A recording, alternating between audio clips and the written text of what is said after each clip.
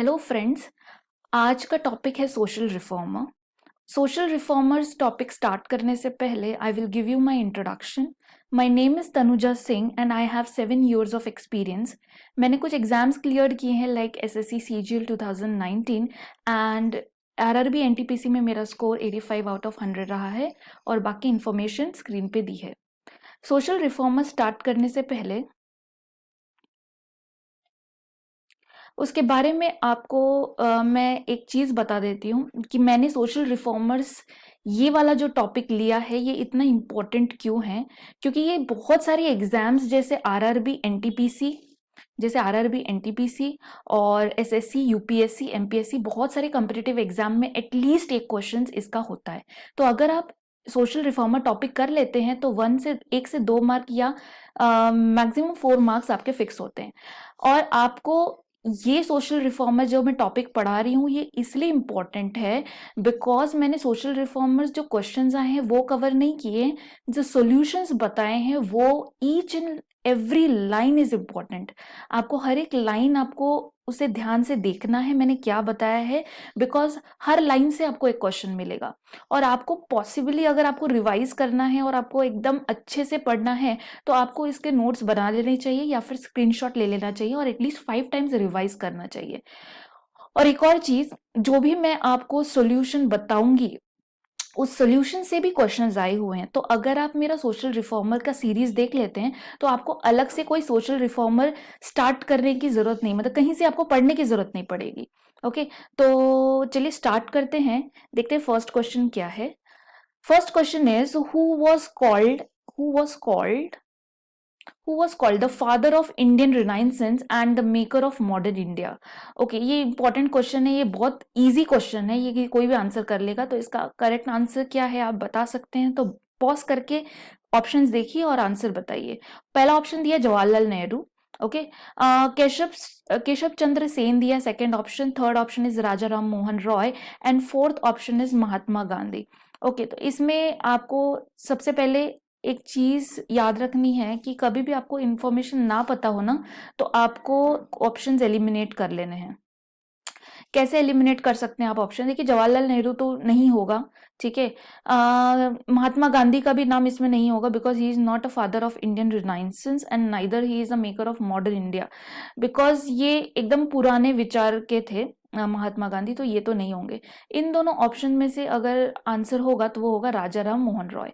ये answer important है और इसके बारे में जो मैं आपको बताऊंगी वो उससे भी ज्यादा इम्पोर्टेंट है, ठीक है। तो हमेशा याद रखिएगा, the father of Indian renaissance and maker of modern India किसे कहते हैं? राजा राम मोहन रॉय को कहते हैं।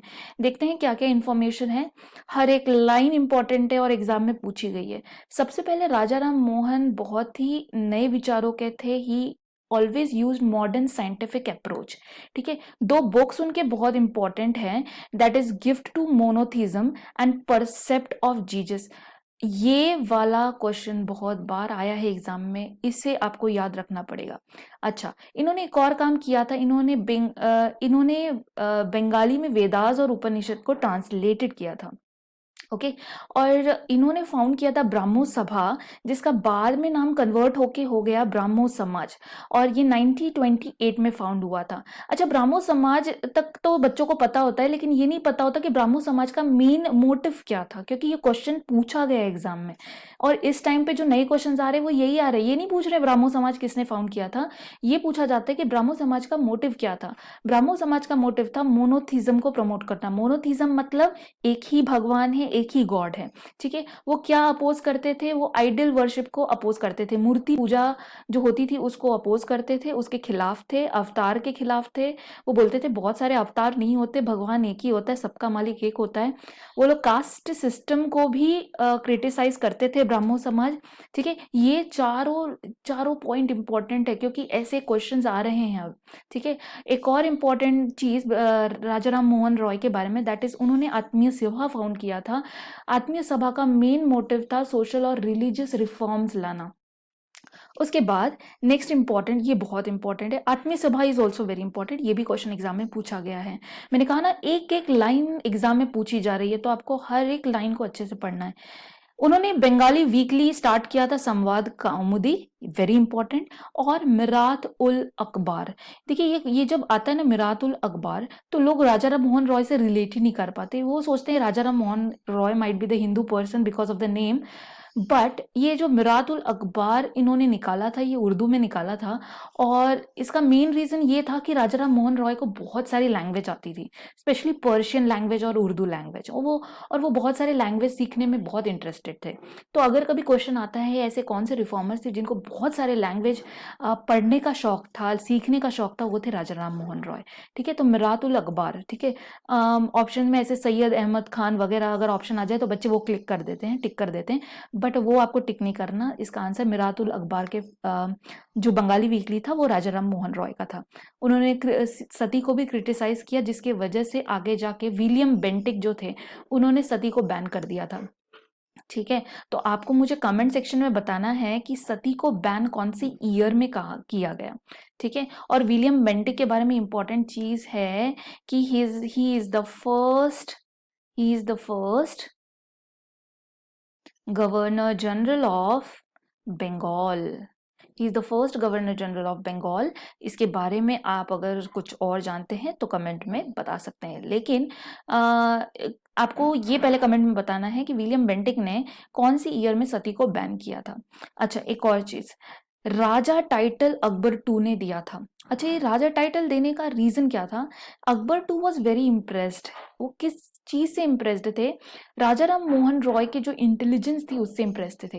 एक्चुअली अकबर टू का जो था ना प्रॉब्लम ये था कि इनको वेलेस्ली ने प्रॉमिस किया था कि आपको हम पेंशन देंगे अगर आप ये चीजें हम हमारी मान लेते हैं। तो ये चीजें मानने के बाद भी इनको पेंशन नहीं दी जा रही थी, जिसके खिलाफ राजा राम मोहन रॉय ने ब्रिटिशर से बात की थी, इनके प्रॉब्लम को सॉल्व किया था। इसके वजह से इनकी इंटेलिजेंस और इनके समझदारी को देख के राजा टाइटल अकबर टू ने दिया था। बहुत इंपॉर्टेंट क्वेश्चन है ये, एग्जाम में क्वेश्चन आ चुका है बहुत बार। ठीक है, द्वारकानाथ टैगोर और रामचंद्र वैद्य वर हिज डिसाइपल।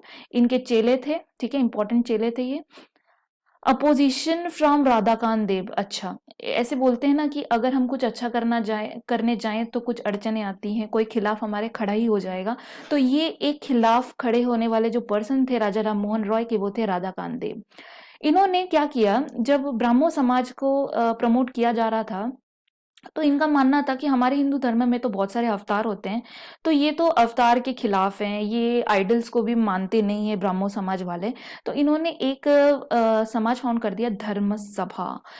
ये काउंटर करने के लिए ब्राह्मो समाज का प्रोपोगेंडा, अभी प्रोपोगेंडा वर्ड यूज किया है but it was not propaganda, but ऐसा वो मानते थे कि ब्राह्मो समाज एक प्रोपोगेंडा बनाया गया हिंदू समाज के खिलाफ, इसलिए इन्होंने धर्म सभा का फाउंड किया, धर्म सभा इस्टेब्लिश किया।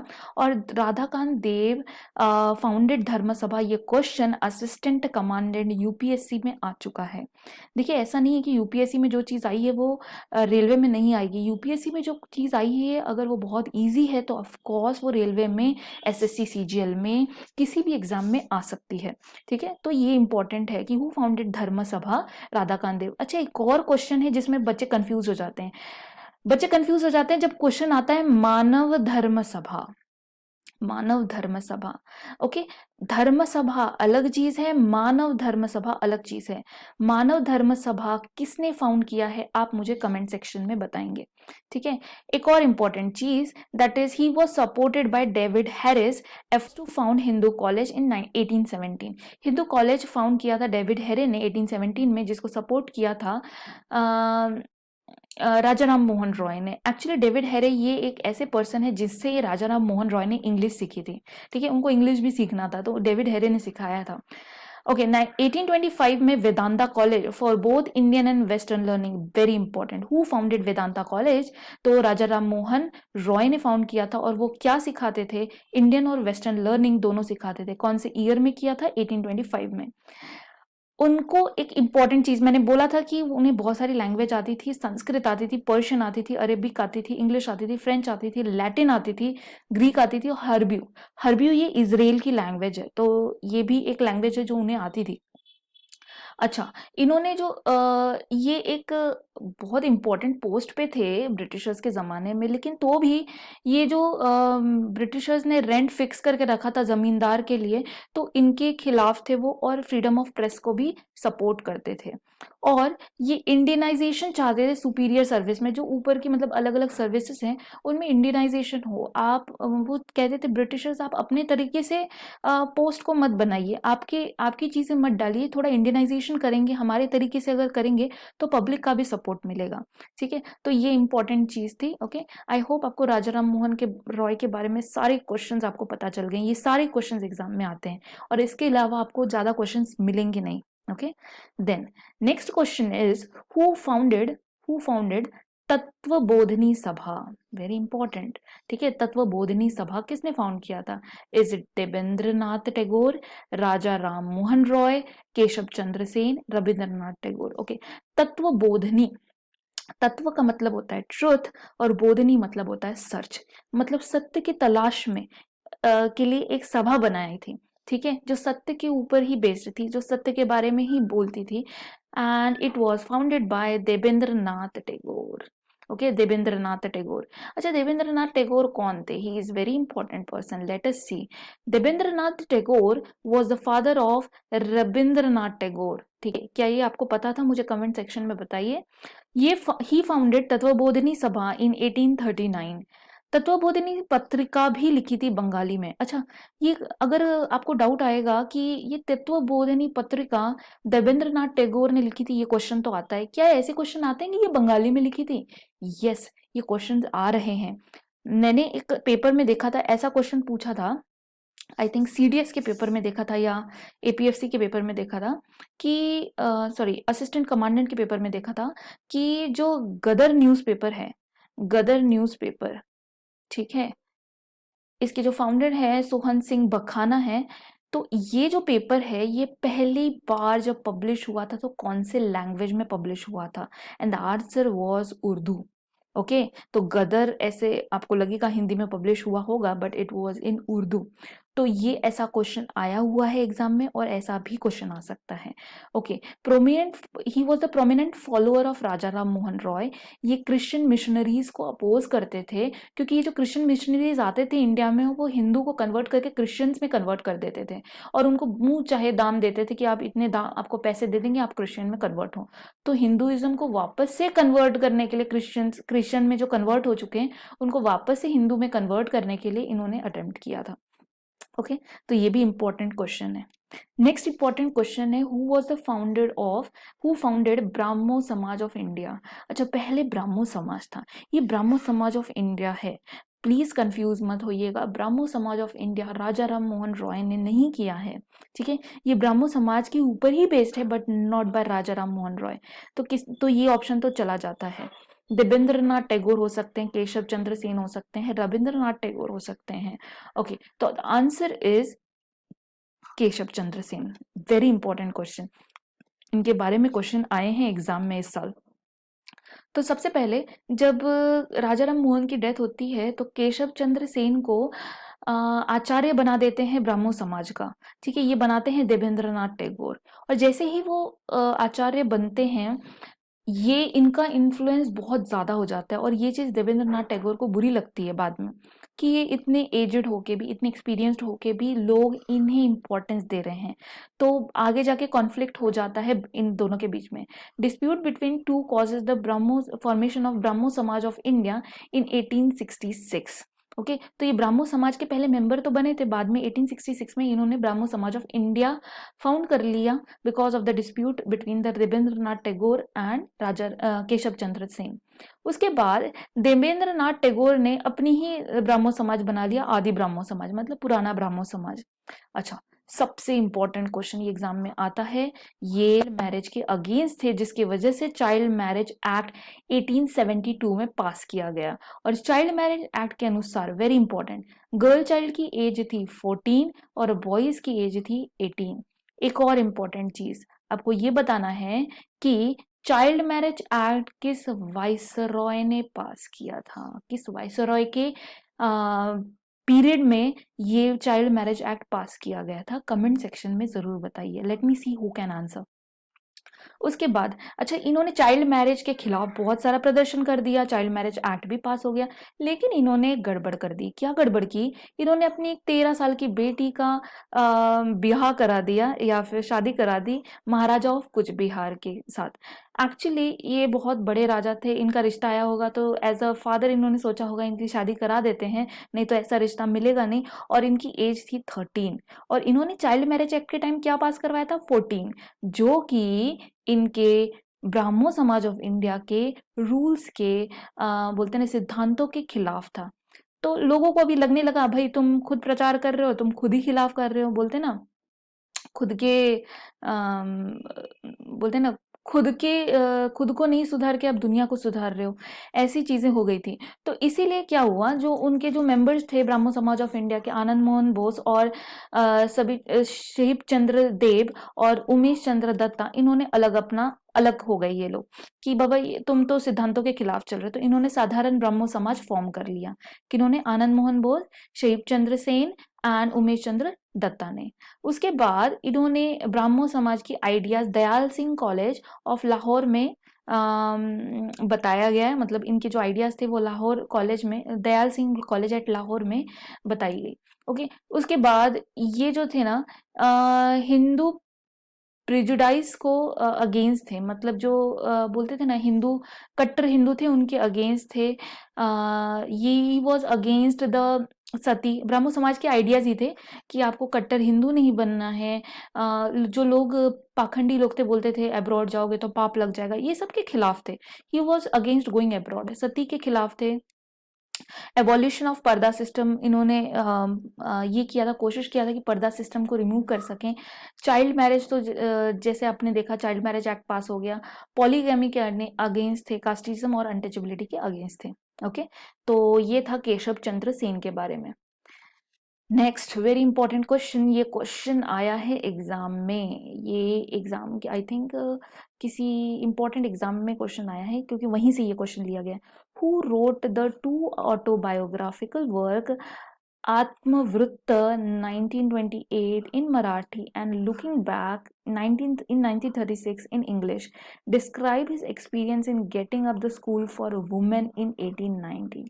अच्छा, 1890 जब आता है ना, तो आपको एक चीज याद रखना है, आपको ये याद रखना है कि इस टाइम पे कौन से रिफॉर्मर्स थे, ये आपको याद रखना है हमेशा। ठीक है, तो ऑप्शन दिया है महात्मा फुले, लोकमान्य तिलक, आत्माराम पांडुरंग और दोंडो केशव कर्वे। ओके, तो ये जो इम्पोर्टेंट पर्सन है, ये चारों भी इम्पोर्टेंट पर्सन है, इन्होंने बहुत काम किया है वुमेन्स के लिए। थोड़ा अगर लोकमान्य तिलक की बात करें तो ही वॉज अगेंस्ट, बोलते हैं ना वुमेन डेवलपमेंट में इतना काम नहीं किया है लोकमान्य तिलक ने, लेकिन महात्मा फुले और जो ढोंडो केशव कर्वे हैं, इन दोनों ने काम किया हुआ है। तो लोकमान्य तिलक को तो मैं ऐसे ही एलिमिनेट कर देती, बिकॉज मैंने एक स्टोरी पढ़ी थी जहाँ पे एक वुमेन थी जो अपने डाइवोर्स को लेके, मैं उनके बारे में अभी क्वेश्चन बताऊंगी नेक्स्ट स्लाइड में या नेक्स्ट सेशन में। तो उनके खिलाफ इन्होंने कुछ आर्टिकल्स लिखे थे अपने न्यूज़पेपर केसरी और मराठा में। तो इतने ये नहीं थे, मतलब तो इसके बारे में तो वो लोकमान्य तिलक तो रिमूव हो जाएंगे। तो इसका जो आंसर रहेगा वो रहेगा डोंडो केशव कर्वे। ओके, महात्मा फुले के बारे में भी अगर आप पूरा पढ़ लेते ना, तो आप एटलीस्ट डोंडो केशव कर्वे को टिक कर सकते थे। देखिए सारे सोशल रिफॉर्मर्स करने जरूरी नहीं, लेकिन जो भी करो इतने अच्छे से करो ना कि ऑप्शंस एलिमिनेट हो जाए। तो मुझे पता है महात्मा फुले ने ऐसी कोई किताब ऑटोबायोग्राफी तो नहीं लिखी है आत्मवृत्त करके, तो Dhondo Keshav Karve will be the answer. Okay, ये बहुत इंपॉर्टेंट पर्सन है। इनके ऊपर तो इनका तो एक इम्पोर्टेंट रोड भी है पुणे में, तो कोई पुणे में रहता है तो उन्हें पता है कि curve road is very famous. Even Mumbai में भी कर्वे मार्ग फेमस है, तो very important person he is. तो डोंडो केशव पंत। अच्छा, एक आपको कीवर्ड बताऊं, यूपीएससी ने इसके बारे में क्वेश्चन पूछना चालू कर दिया है। ठीक है, डोंडो केशव कर्वे के बारे में मैंने 2 क्वेश्चन इस साल देखे हैं जो यूपीएससी में भी पूछे गए हैं, इवन एसएससी में भी पूछे गए हैं। ठीक है, और आरआरबी एनटीपीसी में भी पूछे जा सकते हैं, तो इसलिए ये इंपॉर्टेंट है। डोंडो केशव कर्वे को याद रखिएगा, इनके बारे में याद रखिए।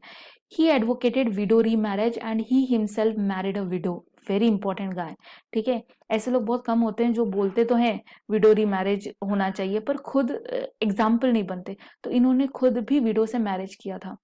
Curve and Ranade founded window remarriage movement, very important question, ये क्वेश्चन आता है।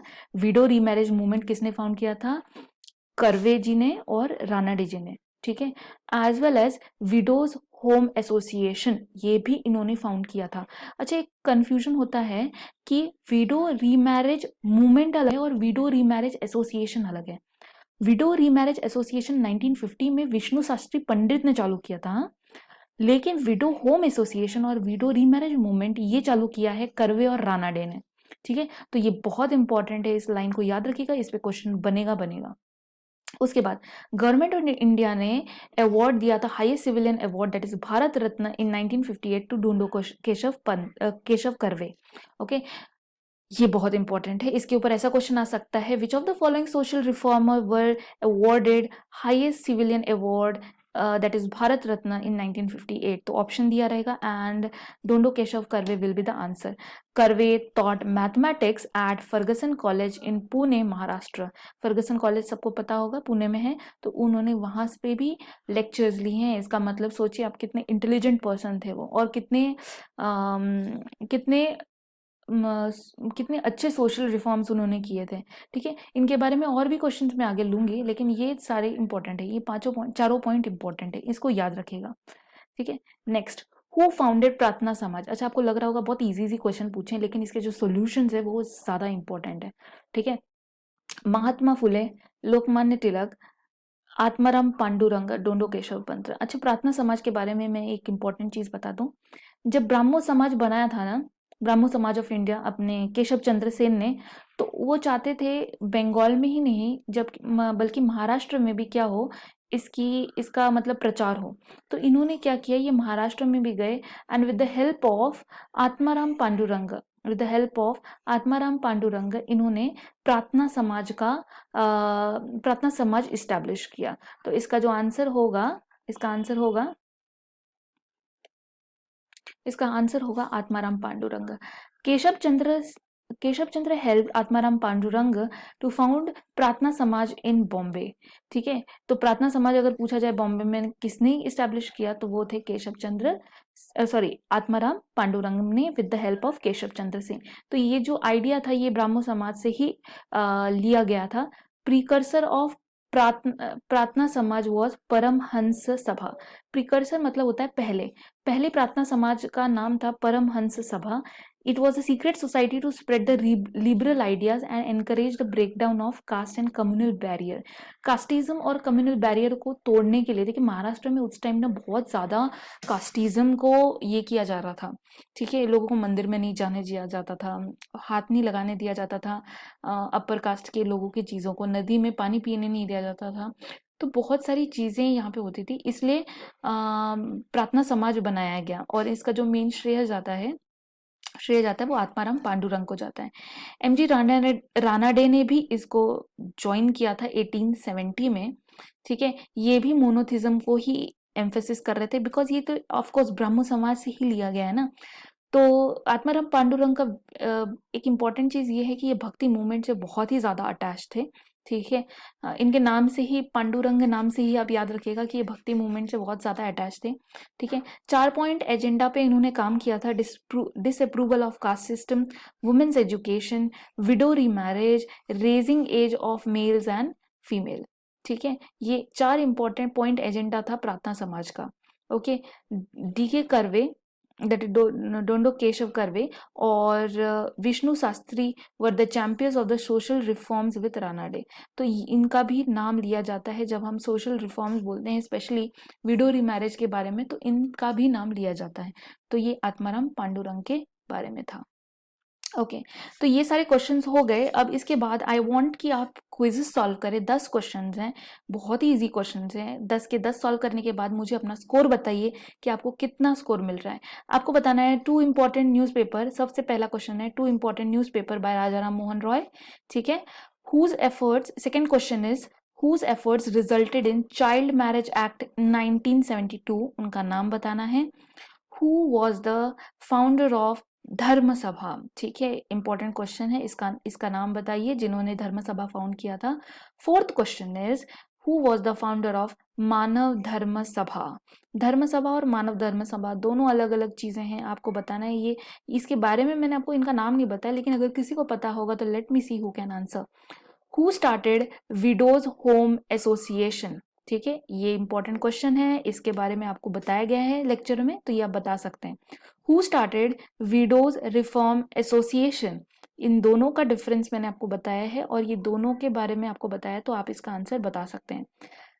Next question is Tattvabodhini Patrika was started by whom and in which language, ये इंपॉर्टेंट क्वेश्चन है, इसका आंसर आप बता सकते हैं। Ghadar newspaper was first published in which language, and आपको ये भी बताना है Ghadar newspaper was founded by whom. Okay, and last is who started Atmiya Sabha in 1815। Okay, तो let me see who can answer all the 10 questions. Okay, तो ये था social reforms के बारे में, एंड मैं चाहती हूँ कि आप कमेंट करके बताएं अगर आपको कोई डाउट हो तो, और आप सीरियसली लेक्चर को देखिए और रिव्यू करें कि आपको आपको समझ में आया है या नहीं आया है।